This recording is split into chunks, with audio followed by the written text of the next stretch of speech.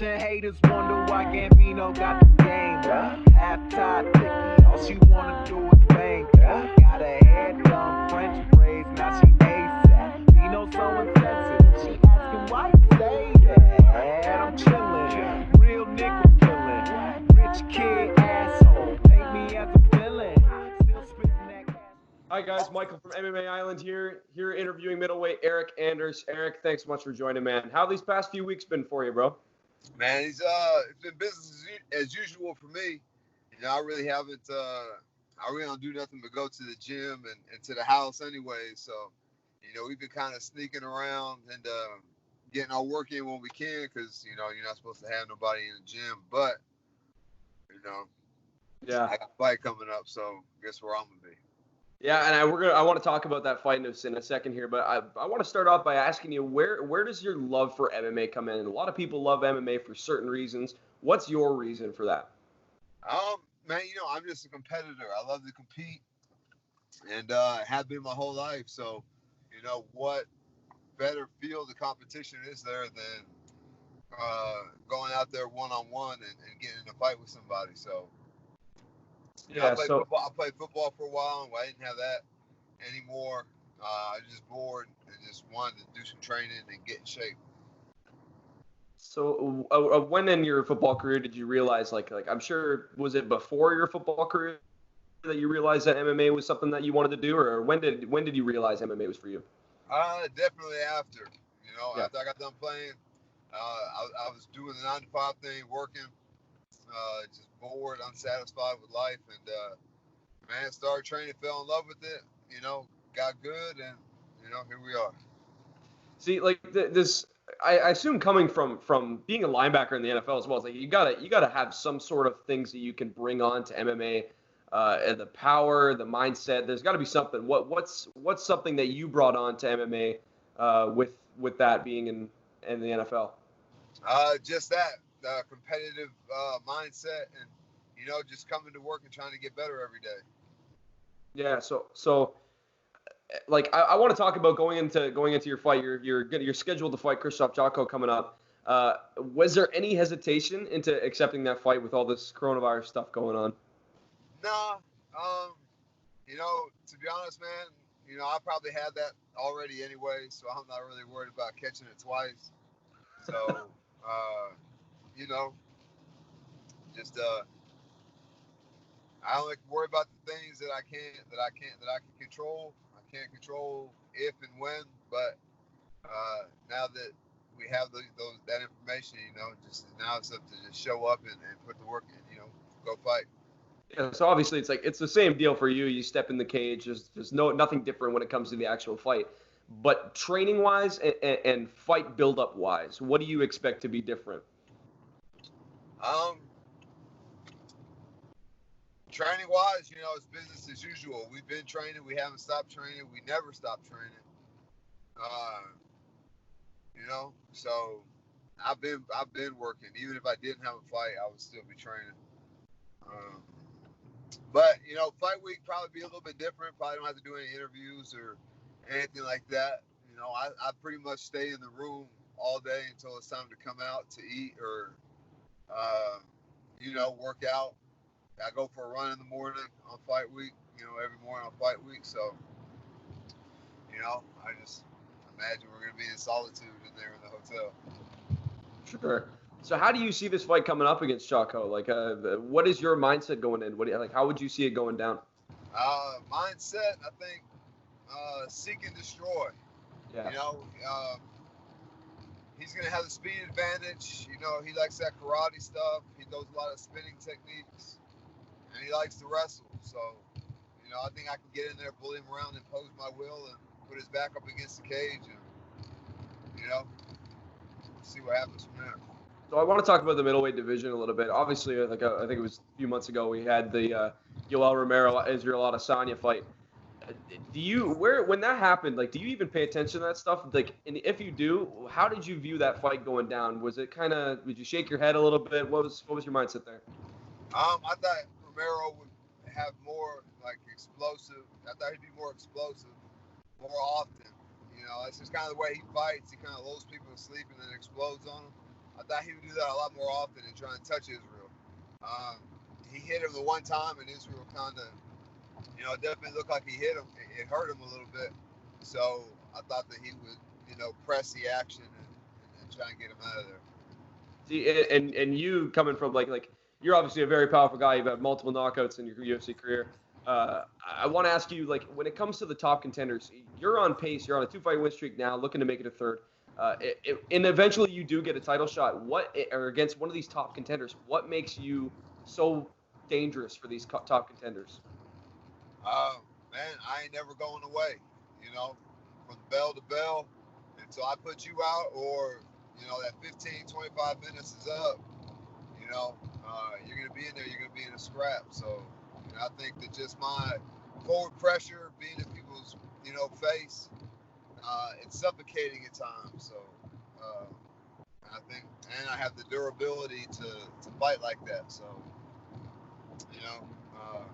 it's just kind of suffocating. Yeah, so looking at it, like you're obviously a very good striker. I assume you have everyone's got to assume that you have like a great ground game as well. Do you feel that because you're such a good striker that people overlook your ground game? Yeah, and a lot of my matches don't hit the ground. I thought that Gerald Mearshart would try and wrestle more. He tried wrestling. He tried to take me down one time the whole fight. So yeah, I don't get a whole lot of opportunities to show game off my back. So but that's a good thing. I don't need to show that. That means I'm not on my back. So yeah, cool with me. Perfect. And I want to ask you, how comfortable do you feel at middleweight? Did you feel like that was just the right weight for you, and would you ever even consider going to a different weight class as well? Yeah, I'll fight at light heavyweight, no problem. I feel good at middleweight. I think in terms of my career and moving up the division, the middleweight division is definitely the way for me to go. And we're talking about just taking like a short notice fight, having fun, and just going out there and scrapping. I'll fight at 205. Yeah. So how, and I want to how powerful do you feel at middleweight? Like even just being in the octagon with some people, when you hit them, are you like, man, I can knock this dude out? Like how powerful do you feel? Man, I feel pretty powerful, man. I would say, in the middleweight division, I have to be in the top 3 or 5 in terms of like punching power and knockouts and whatnot. So it's very comfortable to be in there and know that, man, if I just hit him one time solid, one time flush, they either ends the fight or puts the fight well on the way to being over with. So yeah, it's comfortable going into a fight. It's a good feeling knowing that going into a fight that you can end it with one shot. So looking back throughout your UFC career, like there's got to be a favorite moment for you. What would you say is one of your favorite moments as a UFC fighter? Favorite moment? I don't know. My favorite fight was Thiago Santos. It was a gutsy call to fight on 6 days' notice. And really, you look back at that as your favorite fight. Yeah, and then on top of all that, went from bell to bell. There was nothing but action. He wasn't running, he wasn't backing up. Neither was I. We stood in the middle of the octagon and threw hands. Yeah, see, that leads me to this is my favorite question to ask is because I've noticed a lot of fighters they have this they sometimes they want us to get into a technical battle and their brain tells them that I should be a brawler, and some people want to get into a brawl and their brain tells them I should be getting into a technical battle.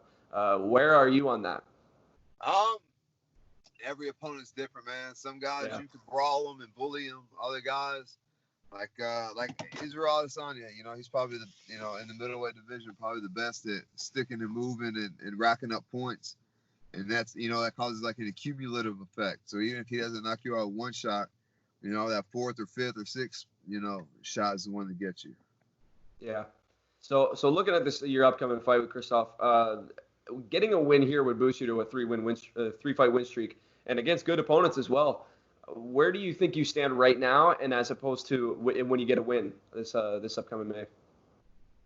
Man, to be honest, I don't even know where I stand right now, but I do feel that another win could put me in the top 15 and well on the way to fight for a belt, like we were just talking about. Yeah, and I totally think so. And when you go on to when it comes to getting fights, are you the type of person to say, listen, I want to fight. This is the guy I want to fight. And if they give you an opponent that you don't think is worthy, are you the type to be like, no, don't you? Like, I want somebody else. Or you just you just answer your phone and say, yeah. Man, a little bit of all that, to be honest. You know, in the past, I have called guys out and got my wish. Yeah. You know, but whenever they call whoever's name is on that contract, it doesn't make a difference to me. You know? So, like how active are you looking to be this year? Like we all don't know how long coronavirus is going to be going on. And I think one thing people want to ask you is how active do you look to be throughout this year? Well, if everything goes back to normal, he's doing, 3 fights every 2 weeks. Man, it'd be great to fight, 3 times this year. But, I don't have a crystal ball. That's just how active I like to be. 3 times is a good number for me. But we damn near lost almost half the year already. So, yeah, we'll see. We'll see what happens, man. Yeah.